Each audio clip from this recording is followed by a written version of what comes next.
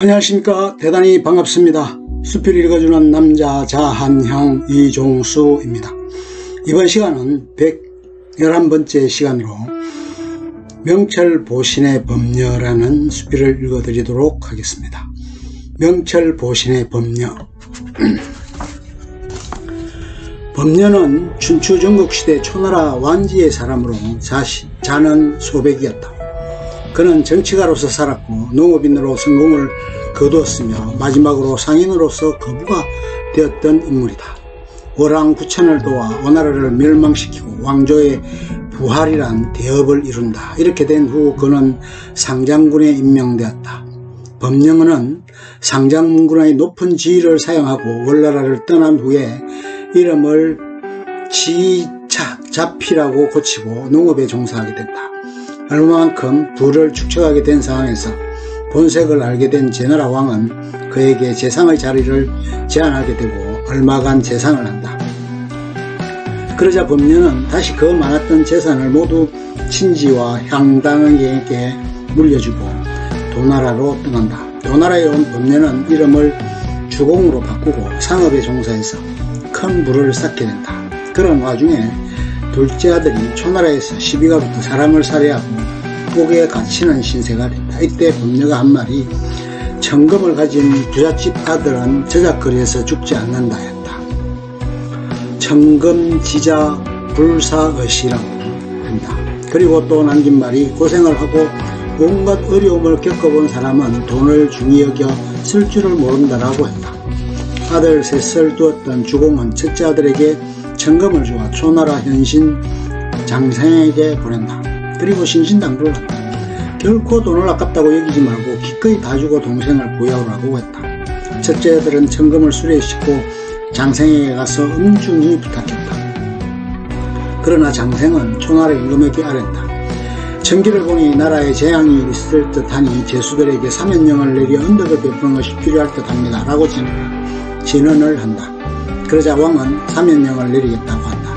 그러자 이러한 소문이 시중에 퍼지게 되면 사면령이 내려지면 법녀의 둘째 아들도 당연히 풀려나올 것이라고 여긴 첫째 아들은 장생을 찾아가 천금의 뇌물을 돌려달라고 한다. 그러자 장생은 그것을 돌려주고 만다.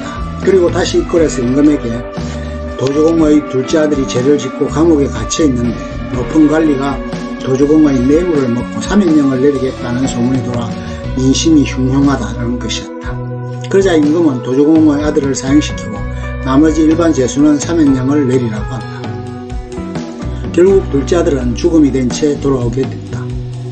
도주공은 큰아들을 보낼 때 벌써 그렇게 죽음이 되어서 돌아올 것을 알면서도 그렇게 보냈다고 한다.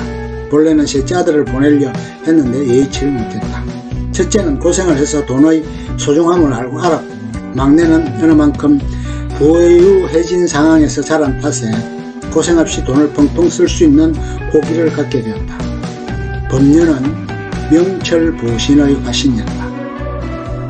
이치에 밝고 잘 살려 몸을 온전하게 보존한다는 의미의 명철보신이다. 또한 많이면 손을 초래하고 항용은 회한이 있다는 역의 원리를 터득함이었다. 항용유해라는 한다. 하늘에 오른 용은 항용이라 한다. 구만리 장천의 하늘에 오른 용도 영원히 하늘에 살 수는 없다. 하늘은 절정이요 꼭지점이고 끝이다. 더 이상 높이 올라갈 곳은 없다. 숨쉬고 살려면 땅으로 다시 내려와야 한다. 그러므로 항용은 후회나 회한을 갖기 마련이다. 이를 항용유회라 한다. 사람이 지위가 높아졌을 때 스스로 경계하고 겸손하게 처신해야 후회할 일을 남기지 않아야 한다는 것을 교훈적으로 표현한 것이다. 자기에서 사마천이 이상적인 인간상으로 표현하고자 했던 이는 법녀는 손색이 없을 듯하다. 지옥적인 궁형을 당하면서까지 사마천이 그려내고자 했던 춘추전국 시대 역사 속에서의 최고의 인물로 그리고자 했던 것이 아닌가 여겨진다.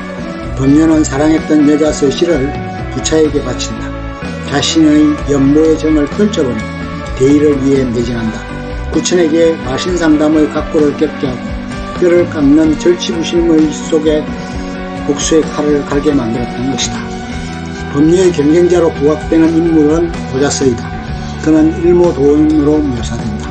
날은 저물고 갈 길은 멀다. 즉 할 일은 많은데 시간이 없음을 비유적으로 표현한 것이다. 조나라에서 아버지와 형을 기운에 잃게 되고 그 복수를 다짐하게 된다. 그는 오왕 함렬을 보좌해서 손무와 함께 북극 강병을 꾀한다. 그런 연후에 조나라를 토벌하게 되고 원수를 갖게 된다. 오자선은 죽어있는 초왕의 시체를 꺼내 죽음의 뒤집기를 가한다. 이를 굴묘편시라 한다.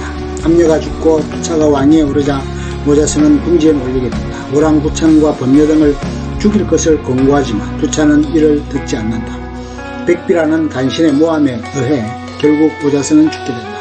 오자선은 죽으면서 내 누나를 꺼내서 동문위에 올려놓으라고 했다.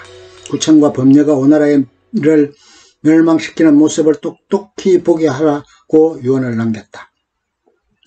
참으로 복수의 전형다운 유언이었다. 조나라에서 아버지와 형을 잃고 도망다니던 때 하루를 고민하며 복수의 칼을 갈았는데 얼마나 고민을 했으면 하룻밤 사이에 검은 머리가 백발로 화했다고 한다. 사마천은 오자수편을 쓰면서 자신의 비언을 같이 담았던 것이 아닐까 할 만큼 그 복수심에 공감을 느꼈을 것으로 여겨진다. 오자선은 월나라가 뱃속을 치료하기 어려운 질병과 같은 것이라서 바로 멸망시키지 않으면 구원이 있게 된다고 했다. 이 고사에서 유래된 말이 신복지환이다. 현대를 살아가면서 명철 고신의 화신인 범녀의 삶과 처신 그리고 그 지혜가 한층 새롭게 되새겨진다. 중국의 소설가 김용은 범녀를 가장 중요한 인물로 꼽았다고 하고 범녀를 쫓아서 그가 말년에 보낸 곳에서 생활을 하고 있다고 한다. 범녀에 관한 일화는 수없이 많지만 대표적인 것 하나만 들어보고자 한다. 오랑구천이 투차의 신하가 되어 그의 밑에 있을 때의 일이다.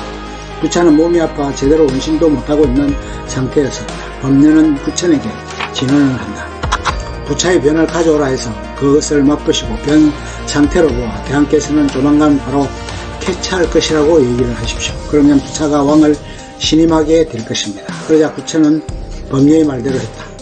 한나라의 제왕으로서 지역적이고 굴욕적인 일을 대의를 위해 끄리낌 없이 해낸 것이다.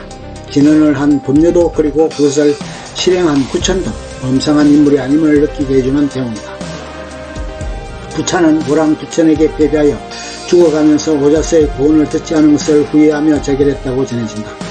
험난했던 추추전국 시대의 옛 이야기 속에서 슬기롭게 세상을 산 범녀를 통해서 삶을 살아가는 지혜를 배울 수 있고 세상살이의 묘법을 터득해볼 수 있다.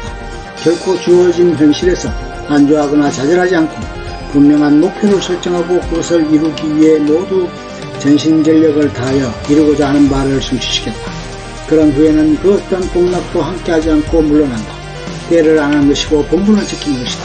그런 연후에 또다시 농업으로 큰 성공을 이룬 후에는 모든 것을 희사하고 빈몸으로 다시 또 출발한다. 이번에는 상업으로 큰 부를 이룬다. 농업에서 큰 부를 이루었을 때 고명이 불행의 원인이었다고 한다. 이름이 높아지면 불행해진다는 의미이다.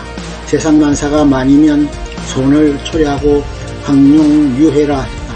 가득 차면 손실을 보게 되고 하늘로 올라간 용에게는 내려올 일과 후회만 남는다는 것은 오늘을 사는 우리 모두가 가슴 깊이 새겨야 할 경고요 본받아야 할 점이 아닐까 한다.